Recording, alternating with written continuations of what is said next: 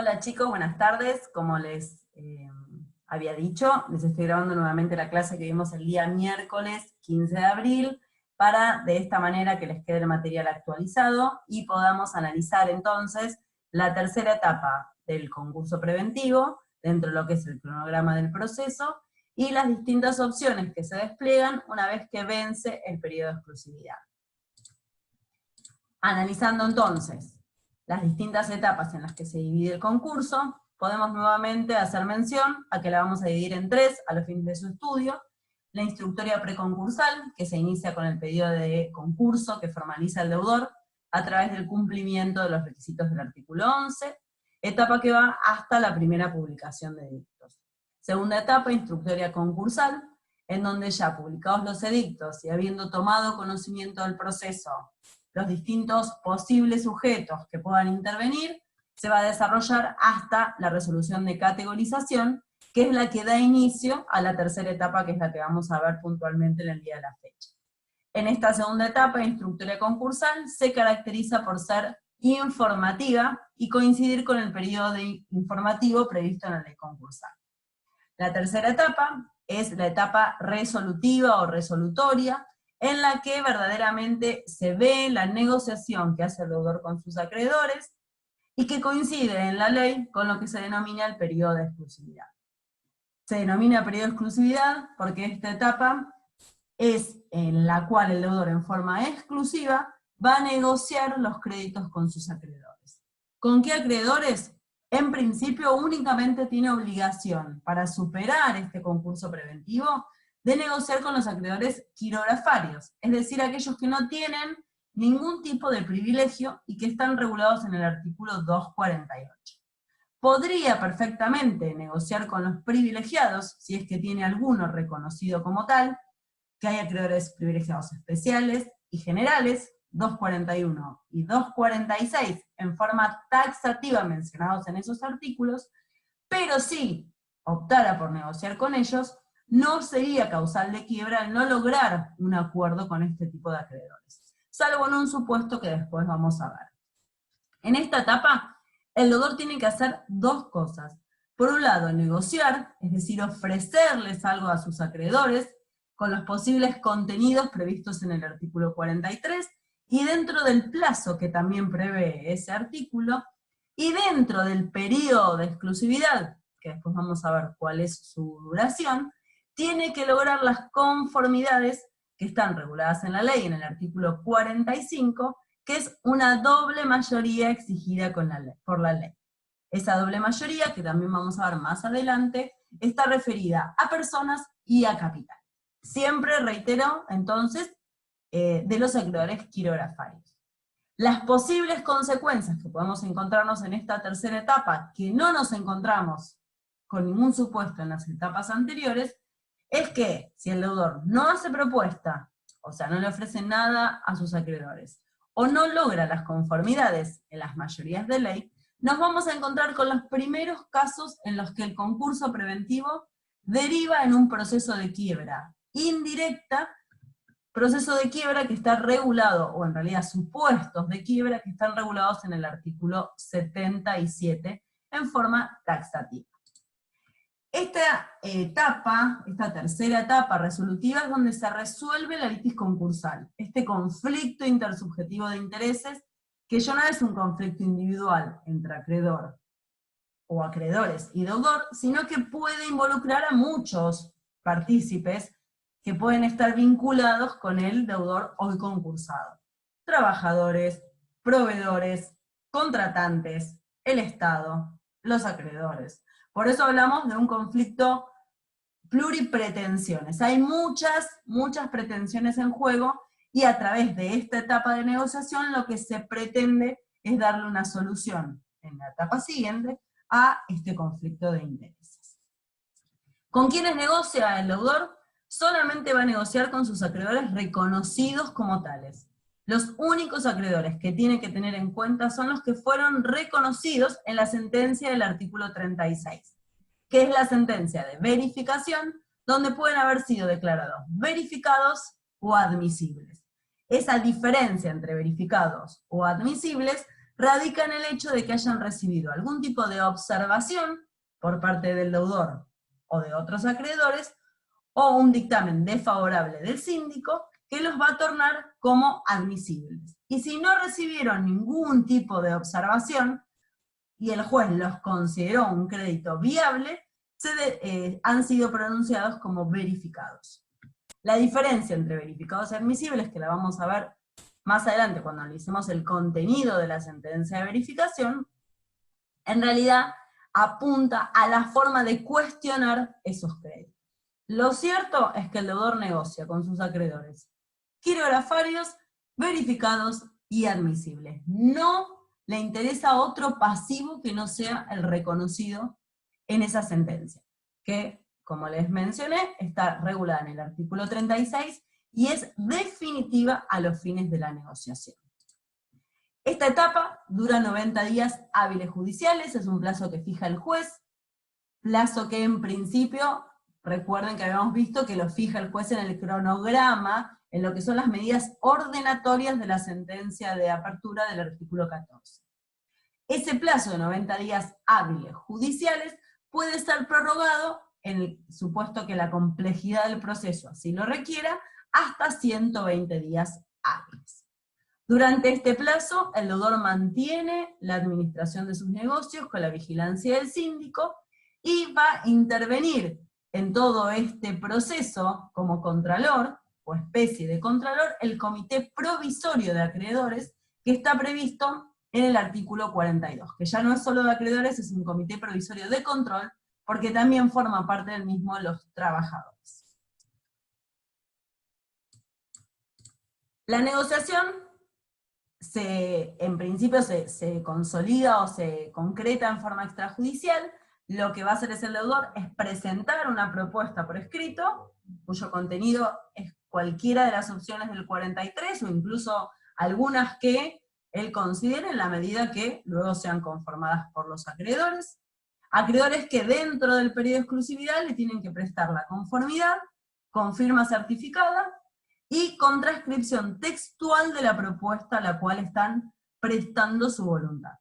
Es indefectible que la conformidad tenga esta formalidad, la firma certificada y la transcripción literal de la propuesta. Porque el deudor puede o bien hacer una propuesta unificada, si es que no hizo formación de grupos o clases en la oportunidad del artículo 41, o bien puede hacer propuestas diferenciadas, es decir, distintas propuestas a distintos grupos o clases de acreedores, para de esa manera, en el momento de negociar, ir ofreciendo distintas alternativas. Por eso es necesario que la voluntad de los acreedores sea manifiesta y expresa a esa formulación que hace el deudor. Las opciones entonces dentro de este periodo, de esta etapa, dijimos que son dos. El deudor hace una propuesta, única o diferenciada, y los acreedores prestan la conformidad. Conformidad con los requisitos de forma que vimos recién, pero para que el deudor logre superar esta etapa y pasar a la etapa siguiente en forma exitosa, debe reunir, como les había mencionado anteriormente, una doble mayoría de personas y de capital. Esa doble mayoría es la mitad más uno de personas. ¿Qué personas? El grupo, clase o categoría, según el deudor haya hecho o no categorización de sus acreedores, mitad más uno, que represente las 2/3 partes del capital. ¿De qué capital y qué acreedores estamos hablando? Únicamente de los quirografarios. Aquellos que no tienen reconocido ningún tipo de privilegio dentro de la ley concursal. Esa doble mayoría entonces es mitad más uno de personas, y esa mitad más uno de personas debe representar las 2/3 partes del capital computable. Van a ver después que en la ley hay una serie de exclusiones en cuanto al cómputo de los acreedores, y de quiénes se toman en cuenta para hacer esta cuenta. Cuenta que en principio obviamente el deudor se la va a llevar formulada al juez, y el juez la controlará previo dictamen del síndico. El síndico siempre, previo al cierre de esta etapa, va a opinar a ver si realmente las conformidades que reunió el deudor se ajustan a las conformidades exigidas por la ley. Llega el vencimiento del periodo de exclusividad que en su desarrollo procesal tiene pocos movimientos, solamente va a tener la presentación de la propuesta por parte del deudor por escrito, que tiene un plazo de 20 días hábiles judiciales, anteriores al vencimiento del periodo de exclusividad. A esa fecha debe presentar la propuesta si no es causal de quiebra. Segundo acto procesal que vamos a ver, 5 días antes del vencimiento del periodo de exclusividad, se celebra una audiencia, que es la audiencia informativa, que no tiene mayor relevancia en cuanto al proceso, porque si se hace o no se hace, no tiene consecuencias dentro del proceso, pero sí es el límite temporal para que el deudor modifique la propuesta de acuerdo. Es hasta el momento en el cual el deudor puede ir mejorándola o empeorándola. No es condición de que tenga que siempre una modificación sea una mejora, pero sí es a la fecha hasta la cual puede realizar cualquier modificación, la audiencia informativa. Y obviamente lo que va a tener que hacer es acompañar todas las conformidades que haya reunido de los acreedores quirografarios con las formalidades que les mencioné anteriormente. Distintas opciones llegado el vencimiento de este plazo de 90 días a 120, en el caso que el deudor haya prorrogado el término de duración. Primera opción, el deudor no hizo propuesta de agrupamiento, es decir, que el deudor trató toda la categoría de acreedores quirografarios como un único universo, y le formuló a ese único universo una propuesta única o varias alternativas, pero para todos lo mismo, porque debe respetar, por haberse no hecho agrupamiento, el principio de igualdad entre todos. Y llega el vencimiento del periodo de exclusividad y el deudor no reunió las conformidades en esta doble mayoría, mitad más uno de personas que representen las 2/3 partes del capital quirografario, computando los acreedores que pueden votar. Que después van a ver cuáles son, dentro de la ley, están las exclusiones a los fines del cómputo. En ese caso, llega el vencimiento y no logra las conformidades, es causal de quiebra. ¿Qué quiebra? Artículo 46. Primer supuesto de quiebra indirecta.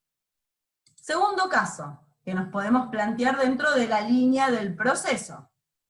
Llega el vencimiento del periodo de exclusividad, el deudor no hizo propuesta de agrupamiento de acreedores, pero tiene distintas categorías, quirografarios y privilegiados. ¿Por qué? Porque el artículo 41 establece las categorías mínimas de ley, y separa a los quirografarios por un lado, a los privilegiados por el otro. Y el deudor optó por hacerle una propuesta a los privilegiados, que habíamos visto al principio de la clase, que es una facultad, pero dijo, bueno, yo también voy a negociar con los acreedores privilegiados, así resuelvo todo mi pasivo. Habíamos dicho que si negociaba con los privilegiados y no logra las conformidades, no le pasa nada. Las conformidades que necesita sí o sí, siempre son las de los quirografarios. Pero, si hubiera condicionado la voluntad de los quirografarios a la obtención de la conformidad de los privilegiados, tiene que existir esta condición dentro del proceso. En este supuesto, frente a la falta de reunión de las conformidades exigidas para este tipo de acreedores, nos vamos a encontrar con la segunda solución, o posible solución, que es la quiebra, pero por el artículo 47. No obtuvo las conformidades de los privilegiados, pero condicionó la conformidad de los quirografarios a obtener previamente la de los privilegiados. Y ahí la solución sería la quiebra. Hay que tener en cuenta que si tenemos privilegiados, los privilegiados generales se les exige la doble mayoría que recién veníamos analizando, pero si tiene privilegiados especiales, que son los del 241, la conformidad que la ley le exige es la unanimidad. Entonces, ojo con este supuesto. Tercer supuesto, se hizo propuesta de agrupamiento. En los dos anteriores no hubo propuesta de agrupamiento. El deudor trató a la categoría como un único universo. La tercera opción que vamos a analizar es que se hizo la propuesta de agrupamiento, es decir, que el deudor dentro de la categoría quirografarios, que es con quien tiene la obligación de negociar, formó distintos grupos o clases. ¿En base a qué? A parámetros de razonabilidad, establece la ley, que tienen que ser objetivos, y en los cuales en su momento el síndico opinó en el informe general, los acreedores pudieron haberlo observado a través de las observaciones del informe general, y el juez resolvió cuando fijó definitivamente las categorías en el artículo 42.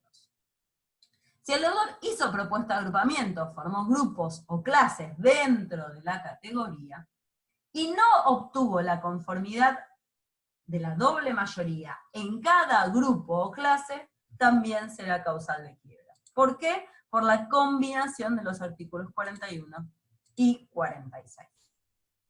Primer supuesto, no hubo agrupamiento, no conformidades. Segundo supuesto, no hubo agrupamiento. Hubo propuesta para acreedores privilegiados con condicionamiento para los quirografarios y no se obtuvieron las conformidades. Quiebra. Tercer supuesto, hubo propuesta de agrupamiento y no se obtuvieron las conformidades en cada uno de los grupos o clases. Quiebra también. El cuarto supuesto ya nos da otra variante dentro de las opciones que estamos analizando, y es se haya hecho o no se haya hecho propuesta de agrupamiento, es indistinto eso. El deudor no reunió las conformidades, pero el deudor cumple con ciertas condiciones cualitativas y cuantitativas que le permiten acceder a un proceso que está previsto en la ley, en el artículo 48, que es el proceso de salvataje. Este proceso de salvataje está reservado para algún tipo de sujetos en particular, está regulado en los artículos 48 y 48 bis, y esas condiciones son cuantitativas y cualitativas. Las cuantitativas apuntan al tamaño del proceso. Solamente se permite acceder a este tipo de opción del artículo 48 si se trata de un gran concurso. El gran concurso está definido en el artículo 288. También se exige o se reserva en realidad para algún tipo de sujeto, que es la calidad del sujeto o las condiciones cualitativas, que es que seas el concursado, sociedad de responsabilidad limitada, sociedad por acciones, cooperativas y sociedades en las que el Estado nacional, provincial o municipal sea parte. Este proceso de salvataje, que después vamos a analizar en otra clase en forma particular, tiene la característica que se abre un nuevo periodo de negociación, pero donde ya el deudor va a competir con posibles terceros que se inscriban en un registro y que estén interesados en negociar con los acreedores para quedarse con el paquete accionario del concursado. La concursada va a ser la misma, lo que va a cambiar va a ser el elenco societario. Por eso está reservado este tipo de procedimientos solamente a los sujetos que están mencionados en el 48. Entonces, la cuarta opción es que haya o no agrupamiento, no reunió las conformidades, pero las condiciones del deudor le permiten acceder a una nueva vuelta, que es el proceso de salvataje previsto en el artículo 48. Proceso de salvataje que tiene estipuladas distintas opciones de nueva quiebra del deudor, si no cumple con algunas condiciones o algunos pasos dentro de este proceso. La quinta opción, que sería la favorable dentro de este contexto, es que se haya hecho propuesta o no de agrupamiento, es indistinto. El deudor negoció con todos los acreedores categoría quirografarios, o con los grupos o clases de acreedores quirografarios, y sí reunió la doble mayoría, o incluso negoció y tenía acreedores privilegiados con condicionamiento a los quirografarios, y obtuvo la mayoría agravada, de unanimidad, por ejemplo, de los privilegiados especiales. El juez lo que va a dictar es una sentencia dentro del plazo de 3 días, de presentadas las conformidades, que es la resolución de existencia de acuerdo. Esta resolución es meramente formal, el juez no analiza el fondo del acuerdo, sino lo único que va a analizar es que el deudor haya hecho propuesta, y que si no lo hizo ya estaría en quiebra, porque es causal de quiebra, y que se haya reunido la mayoría exigida según el tipo de acreedor en el que estemos analizando. Que en principio sabemos que la obligación es el quirografario. Esta resolución de existencia de acuerdo es inapelable, pero sí puede cuestionarse a través de un incidente que está previsto en el artículo 50 y 51, que es el incidente de impugnación, y es la posibilidad de obstar a la homologación, es decir, evitar que esta existencia de acuerdo quede firme y pasar a la etapa siguiente.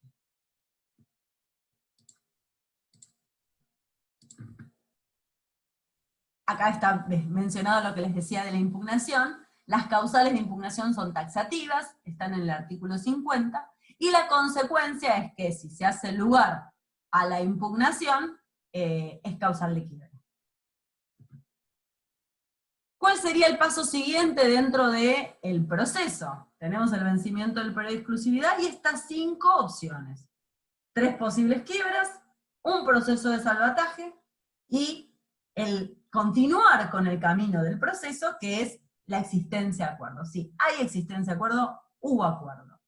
Ese acuerdo, si no es impugnado, o las impugnaciones fueron deducidas pero se rechazan, el paso siguiente va a ser que el juez apruebe este acuerdo, porque les reitero, la existencia de acuerdo es solamente una cuestión formal.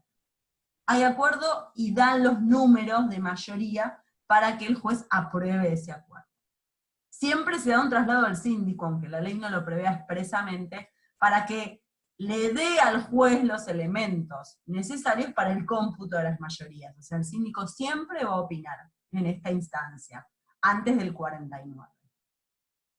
Se dicta el 49 resulta exitoso, porque o no se cuestiona, o si se cuestiona se rechazan esas impugnaciones, y el juez lo que va a hacer es darle aprobación a este acuerdo.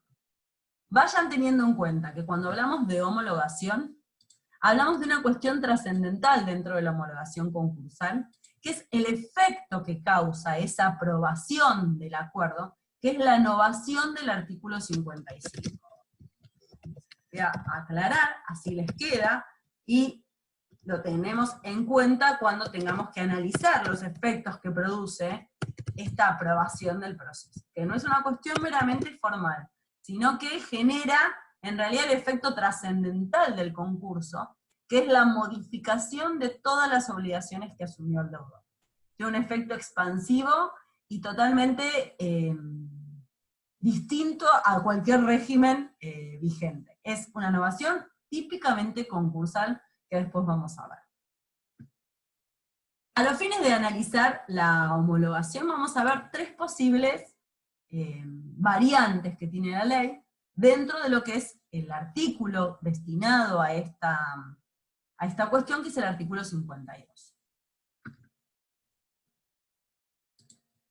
Primera opción, se hicieron públicas, se hizo propuesta de agrupamiento o no se hizo propuesta de agrupamiento, eso es indistinto, y el deudor reunió las conformidades en las mayorías de ley, el juez homologa.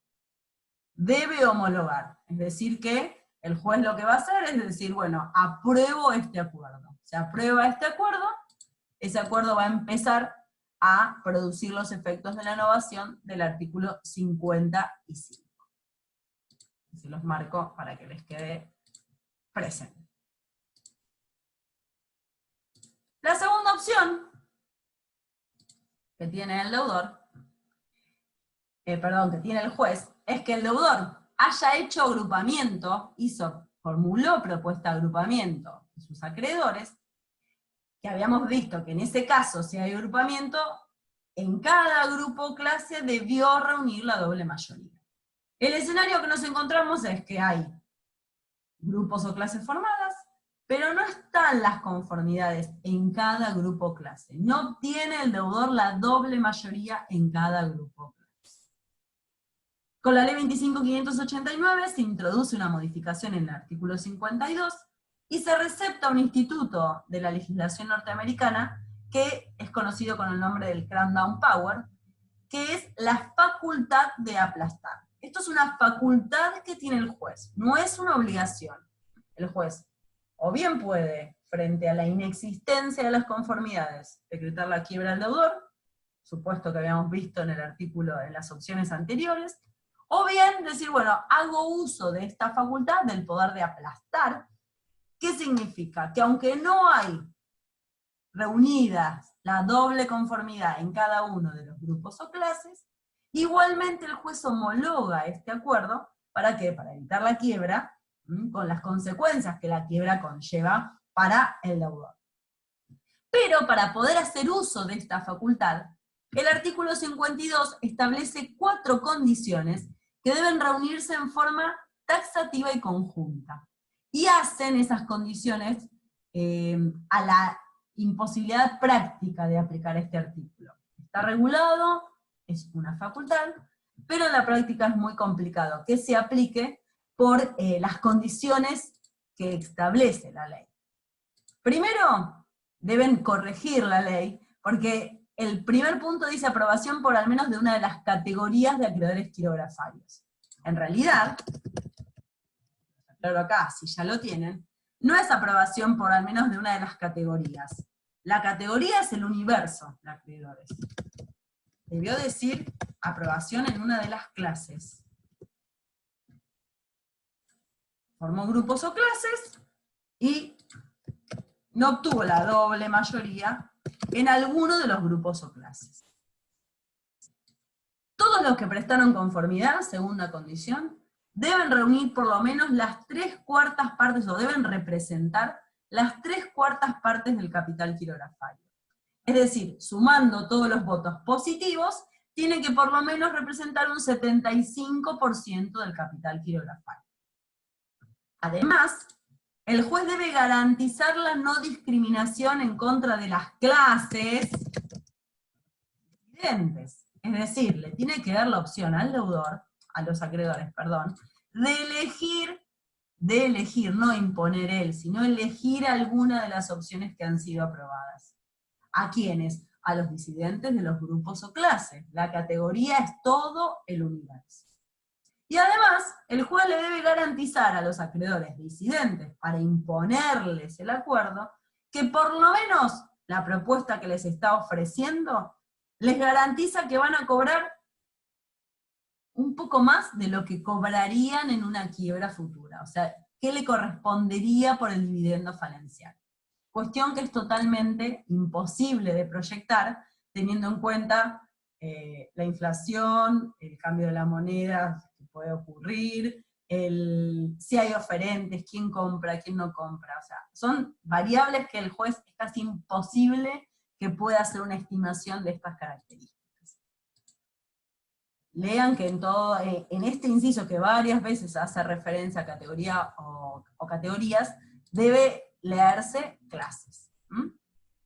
Entonces, homologa si están reunidas las conformidades. Segunda opción, no están reunidas las conformidades, pero igualmente homologa aplicando el Crown and Power del artículo 52.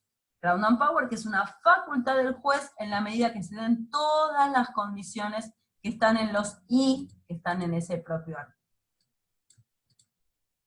La tercera opción que vamos a desplegar dentro de lo que es la homologación, es que el juez no deja de ser juez. Y hasta ahora lo único que había hecho el juez era analizar si las mayorías previstas en la ley se condecían con las que estaban exigidas, y hacía un cómputo en cuanto a la cantidad de acreedores que prestaron la conformidad. Pero al momento de aprobar el acuerdo, el juez no deja de ser juez, y puede hacer un análisis de fondo en cuanto al contenido del acuerdo, si es o no abusivo, para garantizarles de alguna manera a los acreedores la integridad de su patrimonio, porque es uno de los principios del derecho concursal. Hay un inciso, el último inciso del artículo 52, que también fue incorporado en la última reforma, que es lo que determina que el juez en ningún caso puede dar aprobación, o sea, no puede homologar un acuerdo que sea abusivo o en fraude a la ley. ¿Por qué? Porque esos artículos están previstos en el Código Civil y Comercial, y no puede el juez, por atender la ley concursal, desatender todo el ordenamiento jurídico. El tema es que, frente a la presencia de abuso o de fraude, no está prevista la solución. ¿Por qué? Porque la quiebra, como solución posible frente a al fracaso del concurso, está regulada en forma taxativa los casos de quiebra en el artículo 77, y el juez no puede de oficio crear nuevos supuestos de quiebra. Y el 52, que es la homologación, no está previsto como causal de quiebra dentro del artículo 77. Entonces se ha creado doctrinariamente una opción, y jurisprudencialmente por supuesto una opción, que es lo que se llama la tercera vía. Yo le subí un trabajito al campus sobre este tema, en el que frente a la existencia de abuso o fraude, o sea, cuando el juez analiza el acuerdo y ve que puede ser abusivo o en fraude, en vez de decretar la quiebra, solución que no puede porque no está prevista la quiebra frente al abuso o fraude, puede aplicar la tercera vía, que significa abrir un nuevo periodo de exclusividad donde el deudor vuelva a negociar con sus acreedores. ¿Vuelva a negociar de qué manera? Una propuesta mejorada, que no sea abusiva o en fraude, y reunir nuevamente las conformidades de sus acreedores. Dos opciones: o que no haga una propuesta mejorada, y es causal de quiebra por el artículo 43, o que no reúna la doble conformidad, y sería causal de quiebra por el 46 o el 47. Entonces, al momento de analizar el acuerdo, el juez va a tener tres opciones: o aprobarlo, o no aprobarlo por abusivo o en fraude, o a pesar de no estar en condiciones de ser aprobado, porque no están las mayorías, aprobarlo igualmente por la aplicación del Cramdown Power. Ese entonces sería las distintas variantes de lo que es el vencimiento del periodo de exclusividad y las salidas posibles del proceso. Todas estas variantes nos van a abrir nuevas líneas. Las quiebras nos van a abrir procesos de quiebra, el salvataje, un nuevo procedimiento, y la homologación va a tener, la homologación en sí va a tener cuatro partes. Va a tener la aprobación del acuerdo, la regulación de honorarios de todos los profesionales que intervinieron, la formación del comité definitivo de control, que si no dan los supuestos para designarlo, esa función la cumplirá el síndico, y la serie de medidas tendientes a lograr el cumplimiento del acuerdo, que están reguladas en el artículo 53. Bueno, espero que haya quedado claro, y cualquier duda, los dejamos abiertas las sugerencias en el campus de la facultad, ahí donde es las consultas presenciales. Bueno, espero que estén bien, saludos.